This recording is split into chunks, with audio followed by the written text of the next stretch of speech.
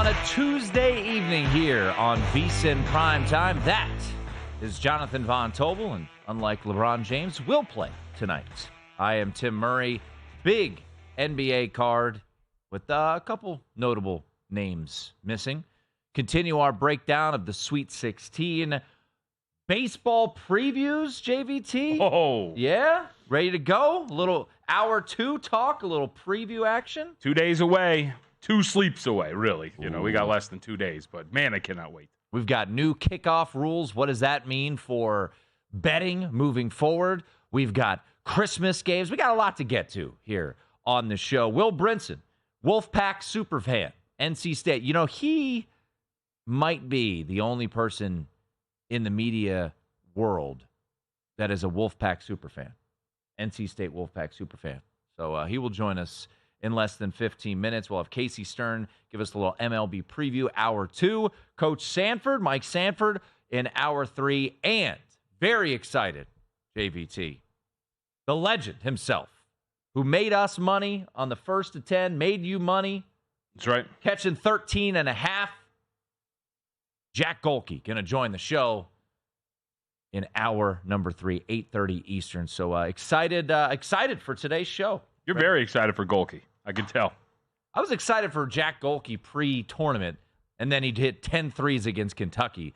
I guess I am just disappointed in myself that I didn't jump on. You wrote it up for our March Madness Mania guide. Oakland plus the points. They won it outright. Always believed. You and I, last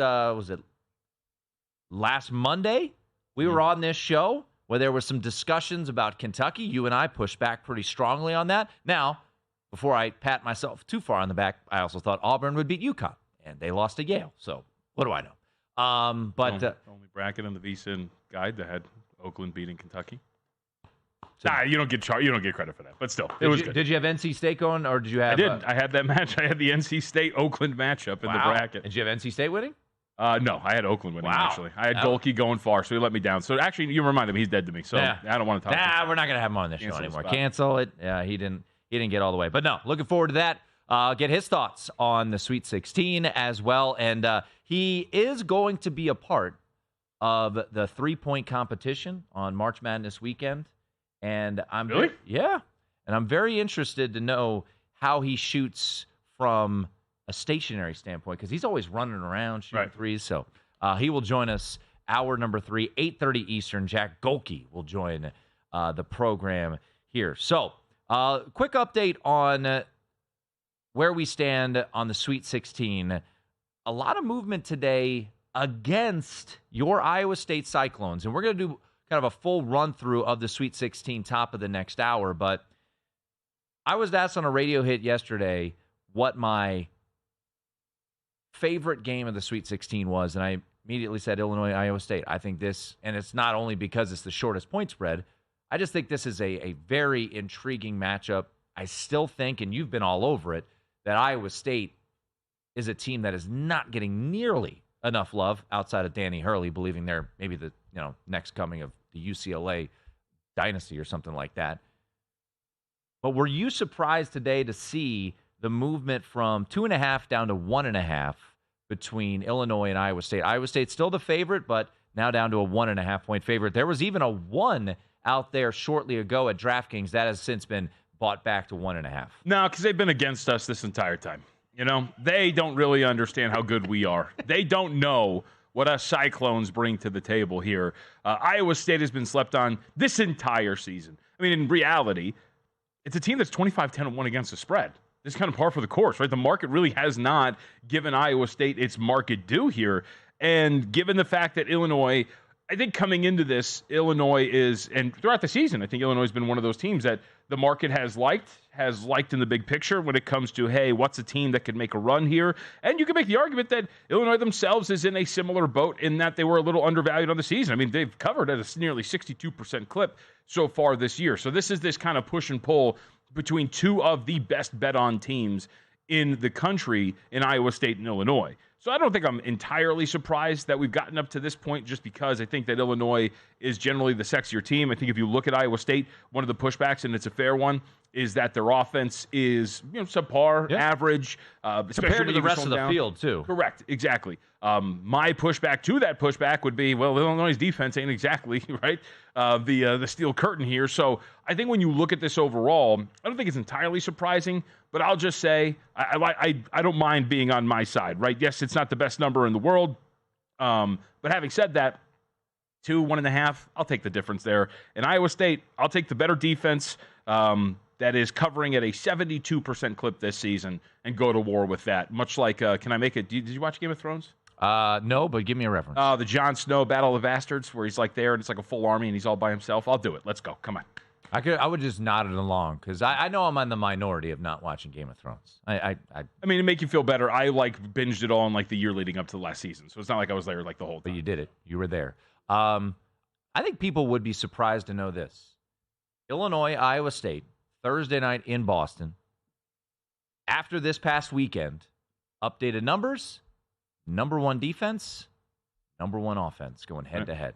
Not too shabby in that showdown in Boston that late night. Prior to that, UConn and San Diego State. San Diego State already en route to Boston as we speak. And I think another game, line movement-wise, not a ton. I was asked this also today. Gonzaga, Purdue. Which side is the trap? Because it's Purdue playing as well as they are, but it's Purdue. Lost to St. Peter's 2 years ago in the Sweet 16. Lost to Fairleigh Dickinson. They won't live that down until they get to the Final Four, probably even win a championship. I would say Final Four, they get that behind them. And then there's Gonzaga, a team that people want to bet on and believe in. And at times they've looked peak Gonzaga, but also at times, JVT, they've looked like, this is one of the weaker Gonzaga teams we've seen. 9th straight year in the Sweet 16 for Mark Few and company. Tremendous stability by this program. Have won and covered both of their games so far in this NCAA tournament. However, pointed this out yesterday for the folks at Shot Quality. Their numbers spit out a loss to Kansas because of how well they shot. 5.5 at some shops, 5 at others for this game.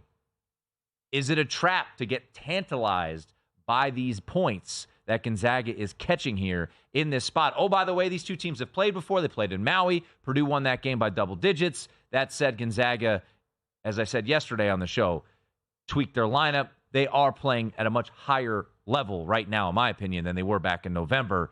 I have not bet this game. You have. Yeah. What's your feel on Purdue and Gonzaga as we've seen a little bit of movement, more Boilermaker money coming in on them today? Yeah, this is one of the first bets along with Iowa State that I made on Sunday evening when these numbers were out there. So I'd laid 4.5 with Purdue, and I think it's actually still playable, the 5.5. But I'd sit back and wait because, to your point, I think once we get closer to the week, that I think we're going to see some Gonzaga actually come in and potentially buy this down. But I think to your point too, with Gonzaga, okay, you beat McNeese State, a 12 seed. I think that victory is overvalued because everybody thought McNeese would be very live.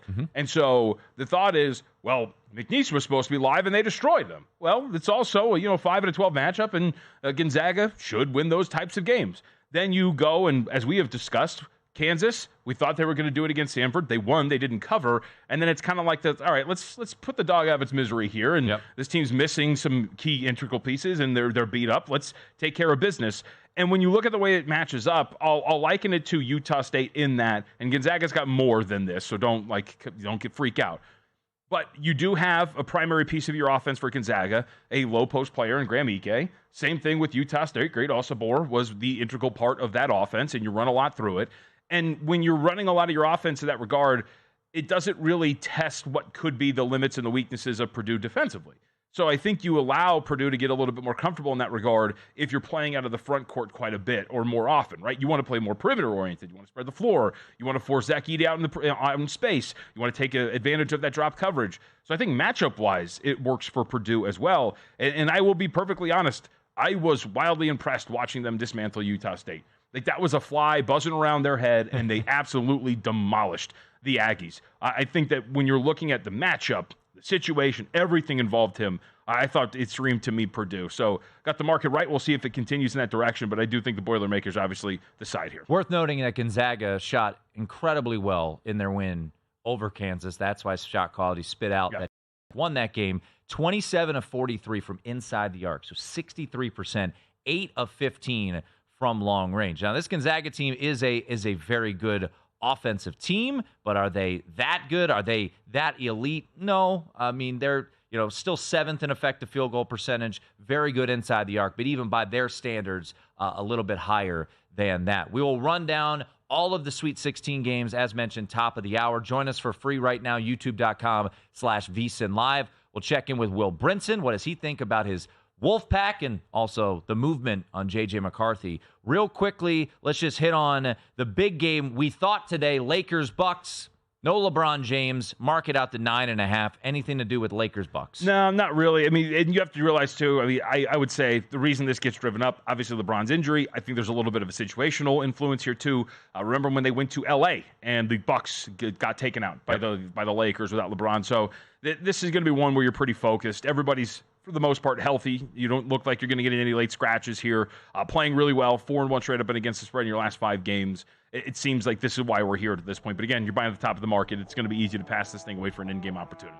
Best bets coming up, bottom of the hour. Up next, the biggest, baddest, I don't know if he's the baddest, NC State fan in all the land. Does he believe that the Wolfpack will knock off Marquette? And also, he's an NFL insider. Will Brinson, he'll join us next. We're up and running. It's VSiN Primetime.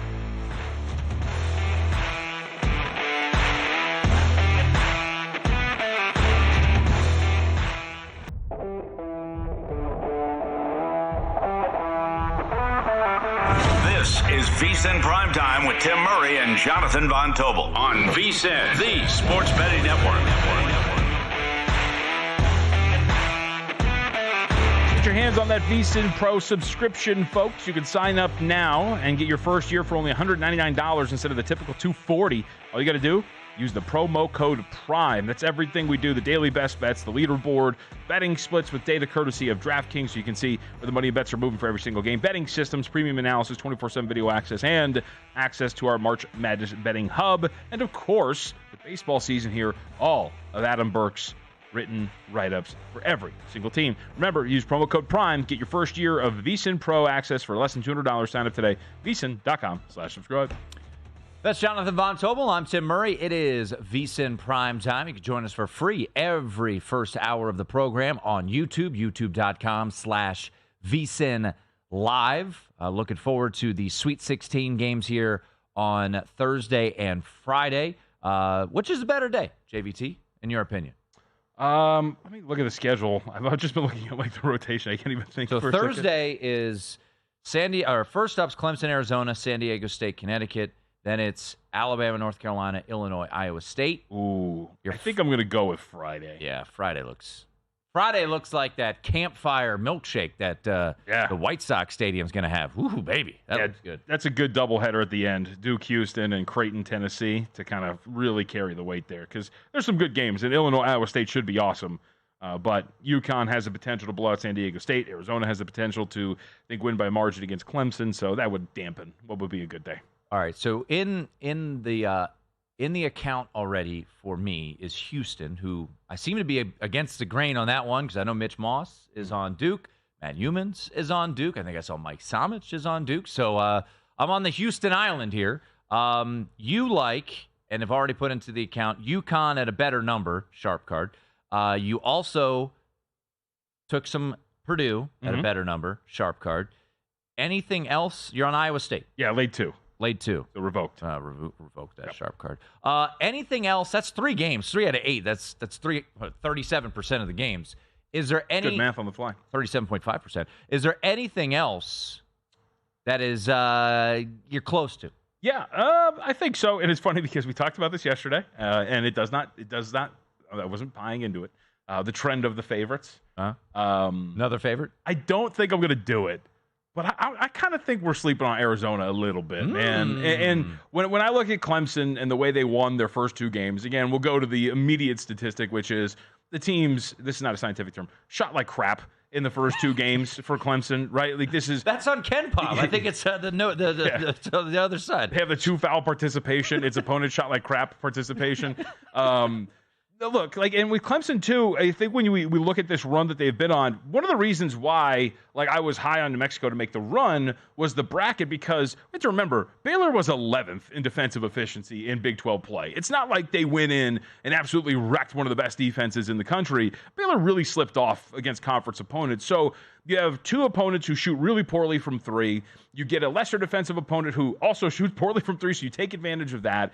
I think that there's a slight sense of potentially overvaluing Clemson's run. While on the flip side, so many people have been ready for Arizona to slip up here. Me. 2 minutes into the Long Beach State game, right? It's like, I didn't do that. Right, we saw it. It was like, then look at them do it again. Yep. And they win by 20. We see them again. Lloyd can't cover. Yeah, right. And so then when you see them in the second round, too, against Dayton, and you take care of business against the Flyers, winning 78-68, looking pretty good in the process. I think that Arizona, at least against teams like this caliber, and again, they're getting lucky too with the run here, right? Because given what we're at, but I think that when you look at the potential for Arizona to win this thing by margin, at the very least, Tim, again, I haven't made this bet yet, but I'll potentially be watching this game and looking for an in-game opportunity to get something cheap on Arizona if that presents itself. I like Arizona statistically, everything. And by the way, I'll add, the loss to Oregon doesn't really look that bad anymore, right? I mean, Oregon was really solid here in the NCAA tournament, eliminated, of course, by some ridiculous shenanigans at the end of regulation and losing a double overtime. 45 minutes. Yeah, so, I think overall, sorry, I don't mean to bring that up. Hashtag never forget. I just think overall, Arizona might be one of these teams that, again, we're just overall waiting to fail. But for the most part, they've answered the call through 2 rounds, and I think they can do that again here against Clemson. This is a game, to be honest, I'm kind of tying myself in the knots because I agree about Clemson. Where you beat Baylor, and Baylor was a team that shot 6 of 24 from 3 in that game, a team that on average shoots around 37-38%. Now, I got pushback on social media because Clemson had a good defensive game plan. I'm like, look, I think Clemson was the better team. I'm not saying that Baylor should have won, even though they had the ball and 2 free throws down by 2 to tie the game up with an 81% free throw shooter there in that particular spot.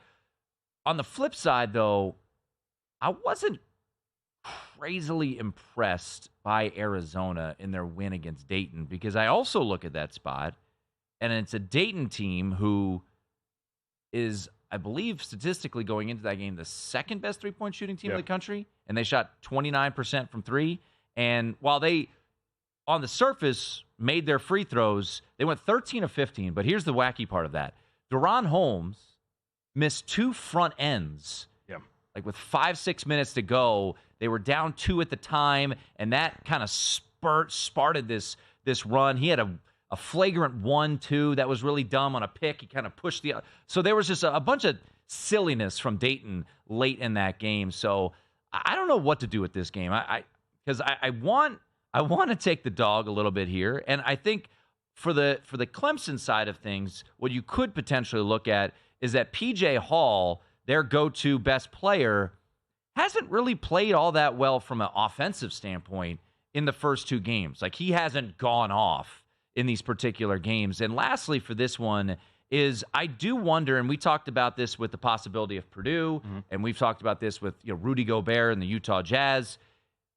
Is Ballo becoming a bit of a liability on the defensive side of the ball for Arizona, where you pull him out into space, you get him into kind of awkward situations? You saw him, let me double check. He did not play a ton in that game. He played only 22 minutes against Dayton. He was a bit of a mismatch there for Dayton. So I keep tying myself in the knots here. So I think when that happens, probably should just stay off the game. But yeah, this is one that I keep going back and forth on. Yeah, and it does seem the market is at least thinking, because we saw this open 6.5 up to 7.5 now, obviously. We'll see again where I think it's not the same as the Super Bowl, but it is similar in that a vast majority of this is going to come in here, right, as we get closer to Thursday and Friday, and we could see some of the line moves here, so you can hold out to see if maybe a cheaper price is going to pop up on Arizona, because I would think generally, I mean, are you going to come in on Clemson just given the fact that the thought is Arizona is an underperforming team? We know about the stat with Lloyd, right, in terms of ATS. Is he technically 1-5 now, or 5-1? His first cover was against Dayton, and it was by 1 point, and they had to block a last-second layup attempt from Dayton. Not that I had Dayton +9 or anything like that. The other thing with Clemson that I think does work in Arizona's favor, one of the things that Clemson does really struggle with is they don't force a lot of turnovers. They're not a dynamic defensive team. In fact, they're 341st in the country in defensive turnover rate. And when you're playing in these spots where you are underdogs, generally you want to win the possession battle, and you do that by forcing turnovers and getting those easy buckets. And I don't think that's obviously coming for Clemson because we've seen this. They're also, it's not the worst in the world, but still floating around 154th in the country in defensive foul rate, putting opponents at the free throw line. Arizona, top 100 team in that regard. They like to get to the free throw line, and if you give them that opportunity, that'll be something they'll take advantage of as well. But I do think, either way, this does have the low-key potential to be a pretty good and fun game, especially because you might see some scoring here between these two. Update, Will Brinson, Wolfpack superfan, going to join us bottom of the hour. So we'll do our best bets in the final segment of this hour, 6:45 Eastern. Best bets for tonight, and also a primetime primer as well. You mentioned most entertaining game. The game that will follow Clemson, Arizona in L.A., based off of the total, should be the most entertaining game. Alabama, North Carolina, total of 173.5. Alabama College of Charleston was 172.5, I believe was the closing number. Final score 109.96. And then we saw a 173.5 in the Alabama Grand Canyon game, and that game went wildly under at 72-61. That said, Grand Canyon shot a whopping 2 of 20 from 3 in that game. Alabama shot 8 of 31 from 3 in that game. UNC Kentucky, they played on December 16th on a neutral court. That game had 81 possessions. 87-83 was the final score. So that game, if my math is accurate, actually would go under this total. Alabama-Kentucky played on February 24th. That game had 80 possessions. 117-95 in regulation. So I know that Alabama just shot poorly, and I think you made a really good point of it's hard to kind of correlate, okay, they shot poorly in Spokane. Yeah. Do they shoot poorly in L.A.? Who the hell knows? After 3 days off. Right? I kind of want to play the over here because both of these teams are going to race up and down. And, man, you think about the potential guard showdown of R.J. Davis and Sears. Sure. Ooh, buddy, this has the makings of a 102-97 final. Yeah, I think that makes sense. I guess to play devil's advocate, obviously North Carolina, one of the best defenses in the country, True. 6th. And as you get deeper into the tournament, do you see these games start to slow down because more is at stake? I do wonder if that's... Yeah, no, I think that's certainly a fair way to look at it. Well, how about the team located in that triangle that's not named North Carolina or Duke? The Wolfpack of NC State. Their super fan, Will Brinson, an alum as well, joins us next.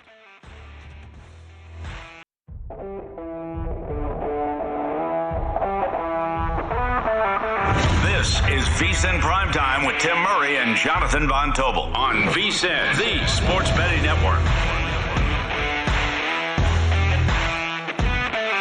So many bottles to choose from, it's easy to find your favorite. All the lowest prices for over 30 years. Find what you love and love what you find at Total Wine & More. Drink responsibly. Be 21.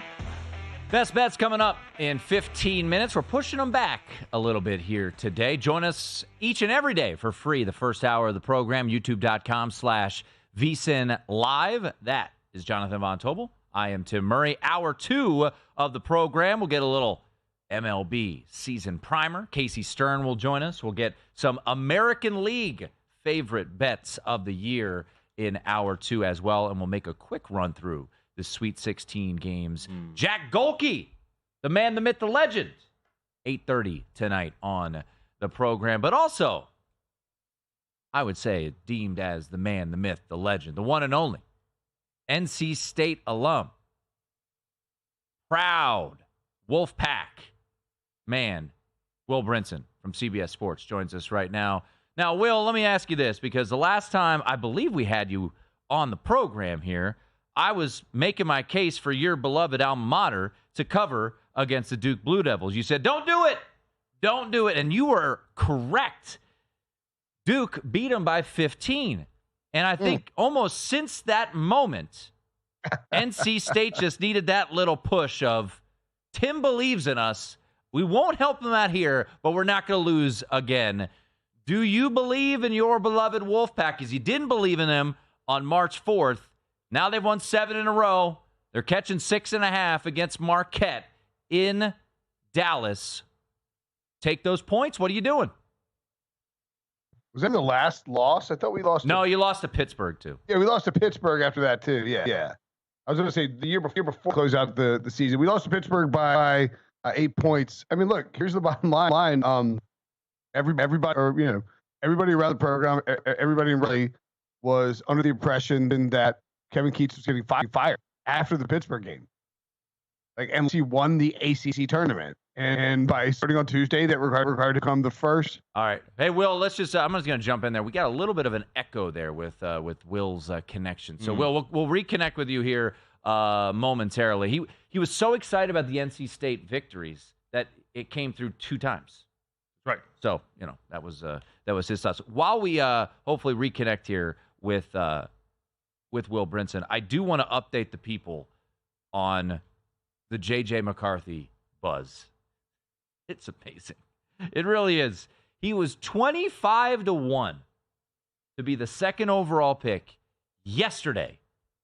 And the clip that we played for you yesterday, courtesy of the NFL Network, courtesy of James Palmer, saying that the people that he had talked to around the league believe that Washington will select J.J. McCarthy. So I want to get back to your beloved alma mater here momentarily as we get back to our progressive guest line and bring in Will Brinson from CBS Sports. But as we get these meetings going on down in Orlando, a lot of different talking, every owner's down there, every head coach is down there, Will. What is your takeaway of the J.J. McCarthy steam as he has gone from 25-1 to be the number 2 overall pick yesterday to plus 275. Is this real? Is this all speculatory? What's your pulse on this J.J. McCarthy love? Well, I mean, it's Lions season, and anything that happens in the month of March in particular is anything that happens with these sportsbook odds when it comes to the NFL draft every year is entirely reactionary. It's not grounded in what will happen. It's grounded in what is being rumored. And when you've got a guy look, Jim Harbaugh is out here with the number 5 overall pick, screaming about how great J.J. McCarthy is and how every NFL evaluator came to him, like raving about what an incredible quarterback he is. And they're going to do that, leading after he takes the job for the Chargers. And then 2, of course, he's going to hype him up and claim how it benefits him. So you have, because of the nature of this draft where you have the Patriots at 3 who may or may not want to trade out and acquire extra picks. The Cardinals at 4 who may or may not want to trade out and acquire extra picks. The Chargers at 5 who may or may not want to trade out and acquire extra picks. You're going to have so much smoke screening, and you're going to hear stuff about all the value of these quarterbacks getting cranked up. I mean, Jaden Daniels was rumored to be the second overall pick.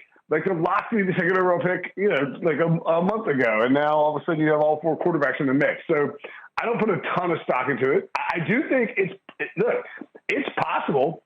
McCarthy's a hard evaluation because he didn't throw a ton, at Michigan, but that's the nature of the Harbaugh setup. Like you can expect Justin Herbert to take all of his unders in terms of passing attempts are probably good bets whenever they come out because, Jim Harbaugh likes to run the football. You look at they sign Will Dissly and Gus Edwards and bring in Greg Roman, and I mean they're gonna run the ball. And I think that we saw it with Andrew Luck at Stanford, where they throw the ball. You saw it with McCarthy at Michigan. It's just a hard evaluation, but he's got a ton of upside. And a lot of people compare McCarthy to someone like Brock Purdy, who Adam Peters drafted in San Francisco and helped take him to a couple Super Bowl, right? So. And nearly a second one. I think that McCarthy's going to be a top 10 pick, and it's possible he ends up going number 2. But I would suggest pumping the brakes on. I think look at if you can get value on somebody like that, that deep down the draft, it's not bad. But I mean, it's just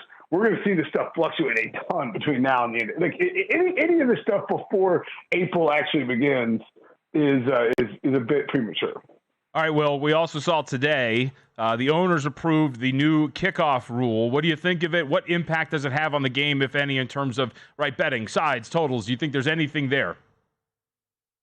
My guess would be that we see maybe a slightly better field position as teams adjust to it.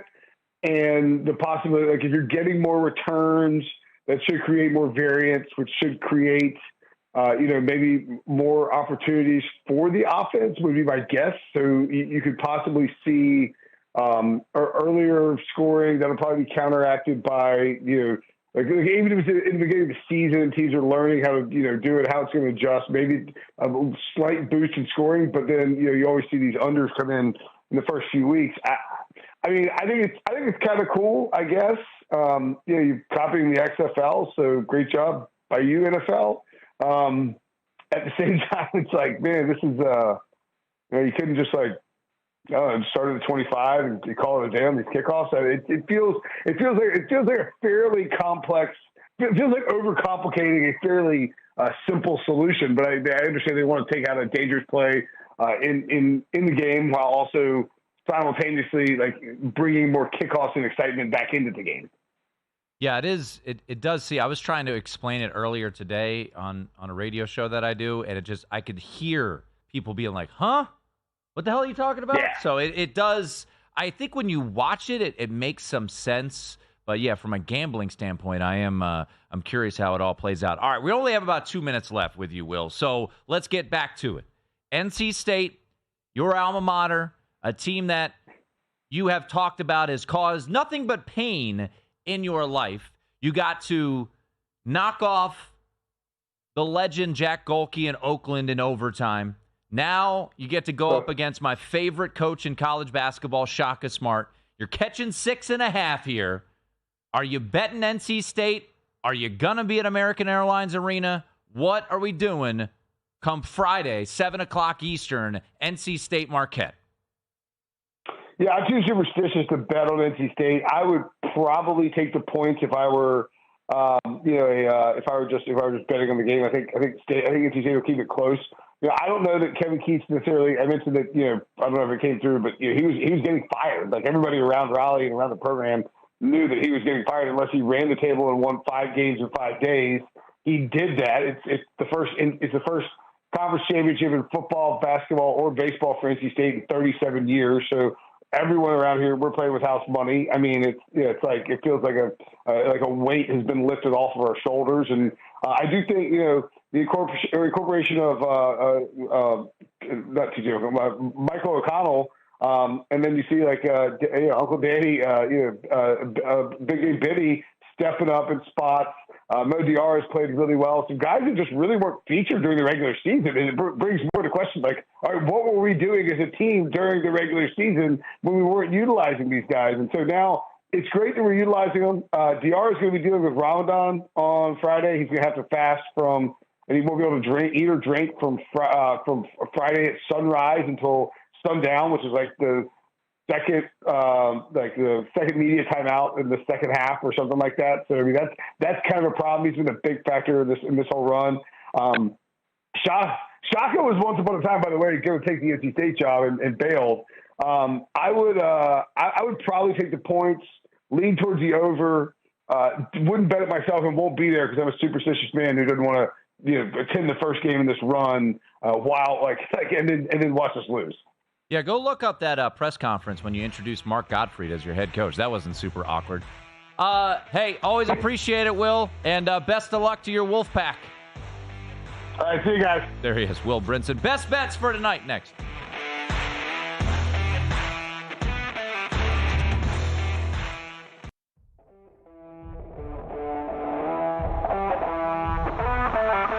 This is VSiN Primetime with Tim Murray and Jonathan Von Tobel on VSiN, the Sports Betting Network.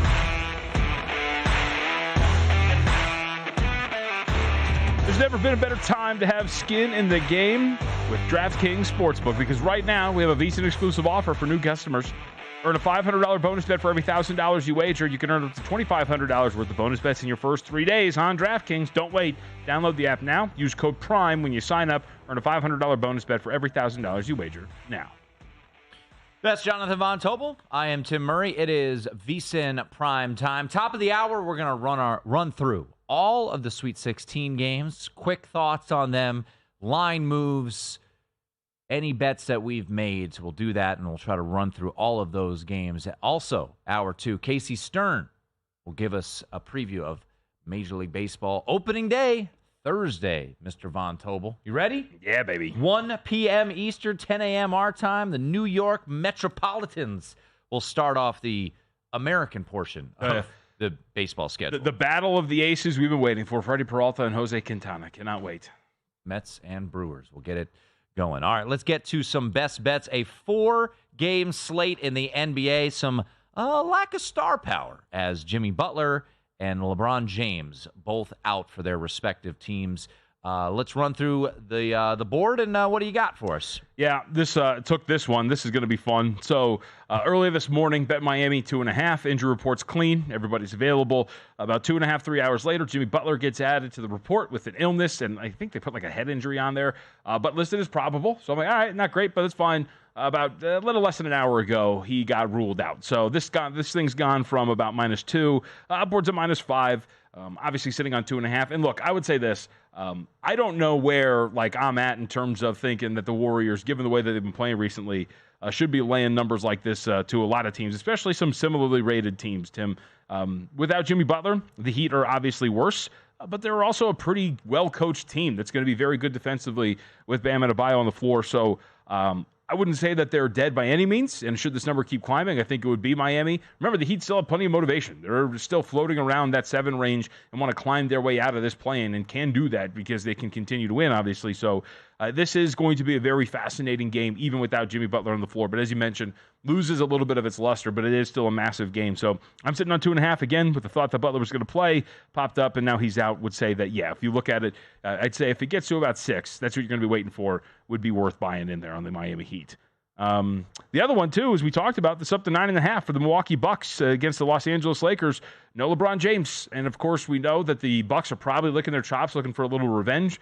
Went to L.A. against the shorthanded Lakers squad and lost that game outright. So when you look at this, now that LeBron's not out there, with the Bucks playing as well as they are, also trying to solidify their spot as the 2 seed in the Eastern Conference, I think that this is probably one where you're going to get a pretty good effort for a Bucks team that's now 1-4 and covered 4 of their last 5 games, starting to turn things around. Chris Middleton, dude, I don't know if you've seen his statistics since he's been playing. Middleton, 18.3 points, 6.3 rebounds, 7.7 assists in the 3 games back. He's been awesome. Antetokounmpo's healthy. This team's big. It's got its scorers. I think this is one where Milwaukee's going to come out and try their best to name their score here. So you would lay it? I think that that's the side, but when you have such a high number, right, at 9.5, and the total's floating around where it is, you're going to probably get a pretty good in-game opportunity, right? You're talking about 233 right now. I think the Bucks would be the side, but dude, if the Lakers come out and go up 6-0, right, then you're going to get a cheaper number regardless. So that's what I'd be looking out for here: a cheap in-game opportunity to come in and back the Milwaukee Bucks. All right. I will give a shout to Dustin Sweetelson of Sharp Money. Mm-hmm. And he has been all over this prop. He said, when LeBron is out, he tweeted this out. He said, bet D'Angelo Russell over 7.5 assists. He said he bet it earlier in the day when he was listed as doubtful.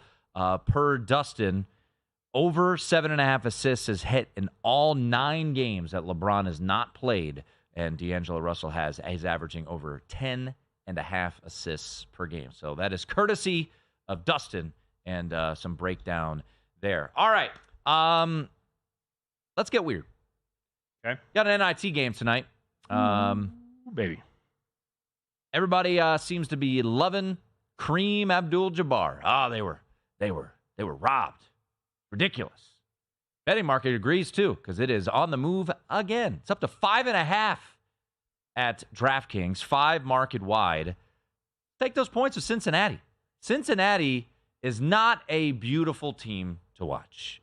They are kind of like Texas A&M. They want to attack the offensive glass. It's kind of painful at times to watch them from a offensive standpoint. However, defensively, top 15 in the country in defensive efficiency. This is going to be a home game for Indiana State. Indiana State has looked the part so far in the NIT, winning both of these home games. Their head coach, Josh Schertz, has been rumored to be a hot commodity, maybe Louisville, even though Richard Pitino now the latest name that could be popping up there. But I'm going to take the points here. I was looking to play it at 4. It's now up to 5.5. I just think this has gone too far. Look, Indiana State's one of those teams that we talked about, upset-minded teams. They are an elite shooting team, 12th in the country in three-point percentage, 62% inside the arc. But I think this is going to be a phenomenal kind of chess match when you look at an up-tempo team in Indiana State, really good offense versus a elite defense in Cincinnati. Up to 5.5. I think Cincinnati's going to want to ugly this up. So give me the points. I'll take the Bearcats here. I'll be on the opposite side. I know a lot of people like the Sycamores, and the market seems to like them as well. But I think this has gone a little bit too far. If you're wondering, Ken Pom does have this as a 3-point game. High total, so similar to what JVT said, could be an in-game opportunity potentially as well. But I'll take the points with Cincinnati. I'll take that candy. Don't love the line move here late, up to 5.5 at DraftKings, but that's the way I will roll in this one. A little Tuesday night NIT action. The other game, by the way, if you're wondering, Georgia, Ohio State. Ohio State now out to a 9-point favorite in that one. NIT's been good. It's been fun. Yeah. Two other NBA games tonight. So we hit on Golden State, Miami. That game coming up 7:40 Eastern. No Jimmy Butler.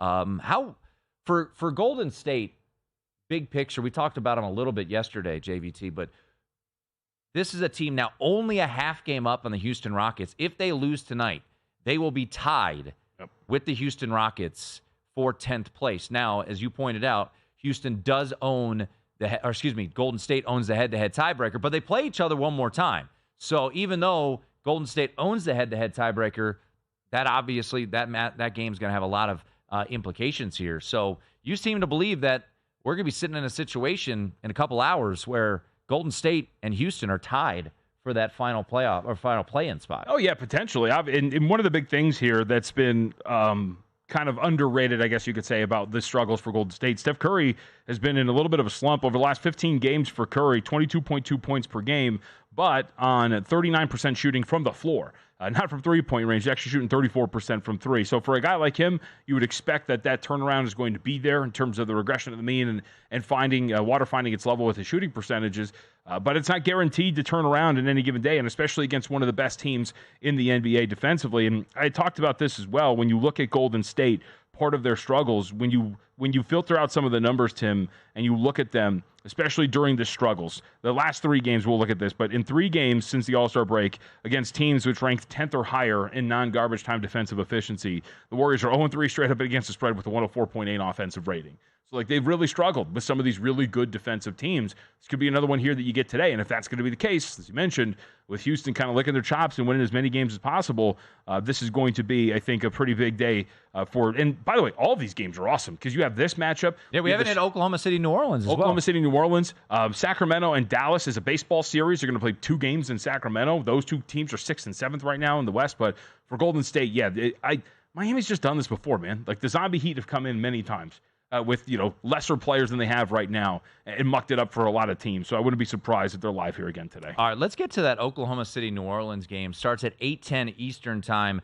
Oklahoma City right now laying 1. Read your write-up over at VSiN.com. It seemed like you would have leaned a little bit towards New Orleans, but the Brandon Ingram absence just makes you hesitant. By the way, pick 'em here at Circa for this game. Yeah, and that's really what it is. Like the Pelicans have the size, as we've talked about before, right? If you look at the stat lines for the games that Oklahoma City has played for against Milwaukee, against the Los Angeles Lakers, pretty similar, right? When you're talking about less than a point per possession, kind of scuffling around.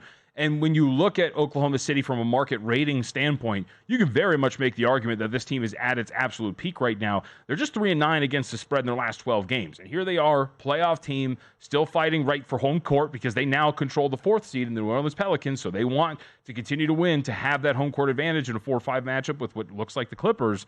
You're laying points on the road. Again, it's only a point, but this is one where I expected kind of the market to push back a bit. Going from 1 to pick to 1 or whatever isn't that big of a deal. But for me, if Ingram was going to be out there, it was going to be in. But we know that with the bone bruise, he was going to be out. So, again, maybe a good in-game opportunity for the Pelicans. But overall, I couldn't do it without the presence of one Brandon Ingram. Top of the hour, we will run through all 8 Sweet 16 matchups, give you a thought, give you a bet if we have one on those games as well. Casey Stern in hour 2 as well to help us preview the baseball season that starts on Thursday. That's JVT. I'm Tim Murray. Come on back. It's VSiN Primetime.